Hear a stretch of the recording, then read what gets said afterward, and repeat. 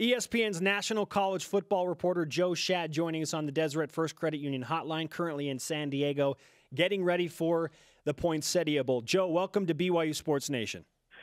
Thanks for having me. It just so turns out that my wife needs a couple of sacks from Ziggy Ansah to advance to the championship game of our fantasy football league. So, Ziggy, it is all on you. I've recommended you to my wife as one of the top sack artists in the NFL, so no pressure. Yeah, we'll have the BYU Sports Nation Twitter folks let the sentiment be known to Ziggy on Twitter, so we'll get the message out there.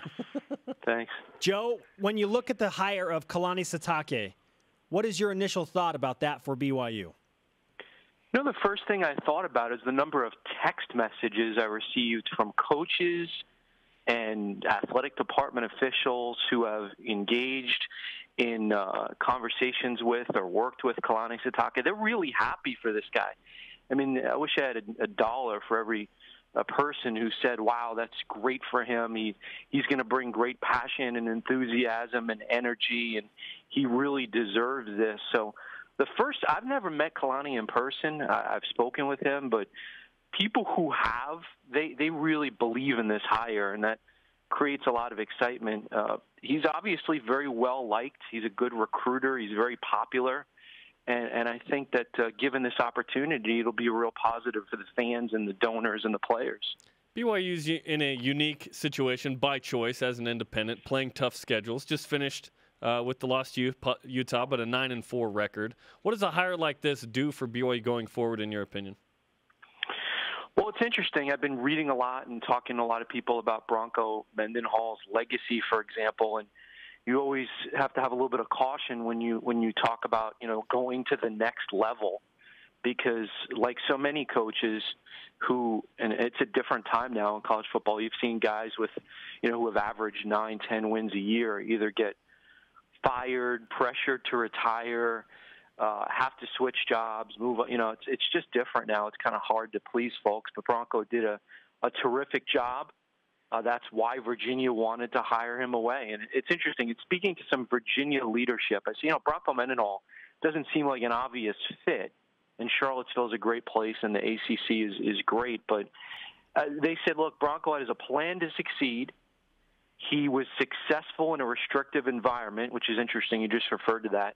And his teams played very tough. So Kalani Sitake's challenge is this: make sure that all those things continue, and then find a way with an incredibly difficult 2016 BYU football schedule. I had not seen this thing until we showed it during the bowl game. I don't know that I've ever seen a schedule like this. Kudos to BYU for putting together this type of schedule. Now all Kalani has to do is, I guess, win 11 or 12 of them to satisfy the fan base. Good luck.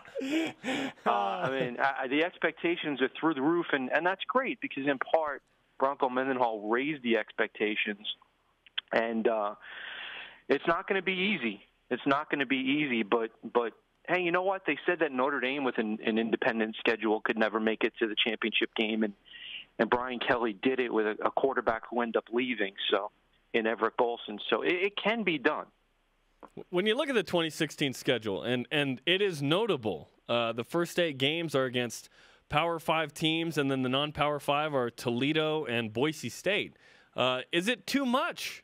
Is it too much for a team like BYU? I think that it's a good move. I think that it's a good decision. I mean, there's a hard floor here. I mean, if you collapse, if you with a first-year staff, timing is kind of unfortunate. It would have been nice to see what Bronco and his guys could have done with this schedule. But if you want to, you don't have a chance to make the New Year's 6 games as the quote-unquote golden ticket, which those group of 5 teams do. So you can't get in like a Houston. You need to shoot for the moon. You need to go for it all. You need to try.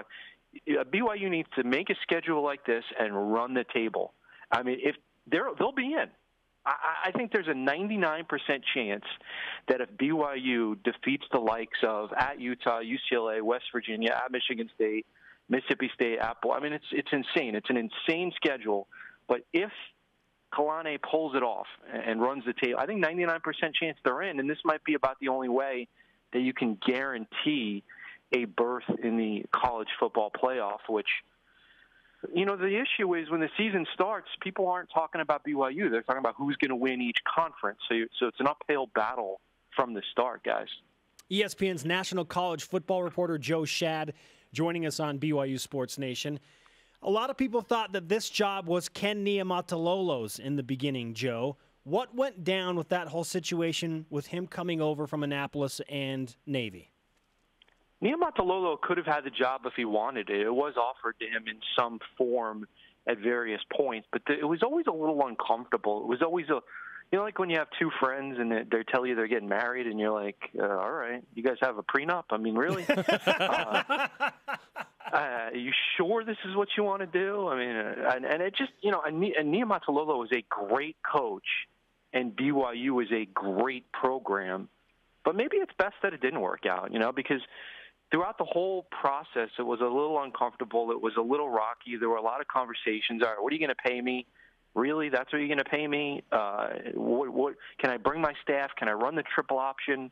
Do I need to run a more quarterback-centric, passing-oriented offense, which to me makes more sense considering BYU's history and tradition and legacy? Nothing against Niumatalolo, who I have the ultimate respect for, but from what I have been led to believe, Bronco Mendenhall wasn't BYU's first choice when he was hired. And we know that Pete Carroll, for example, was far from USC's first choice when he was hired. So maybe it just kind of works out for the best that sort of rocky, uncomfortable, uncertain back and forth never went through. Joe, what do you look at in terms of realistic expectations for Kalani Sitake in his first year with that schedule? If you had to target like a win number, yeah, I think that this is a tempered expectation, and BYU could win this many games. Yeah, I remember last year I did a preseason interview with the folks in Detroit, Michigan. They wanted to know about Jim Harbaugh, and they were sort of saying, well, if we went 5-7, if we moved to 7-5, that'd be great, wouldn't it? And I said, no, I see no reason why Michigan, with the talent on the roster, can't win 9 games, which they did, and they could have won more. The ceiling was even higher. Gosh, Michigan had a tough schedule, but arguably this schedule is more difficult. I mean, you have to look at one without examining the roster deeply, and you guys know more about the roster than I do, just in terms of expectations based on traditional opponents.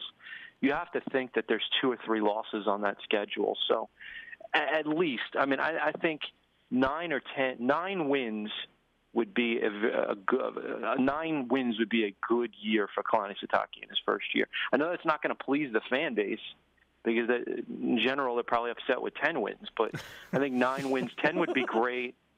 9 would be fine. That's my long distance take here. I'll take 9 all day, every day on that schedule next year. Joe, Yeah. In terms of your broadcasting schedule, when and where can we watch you next? Yeah, thanks for asking.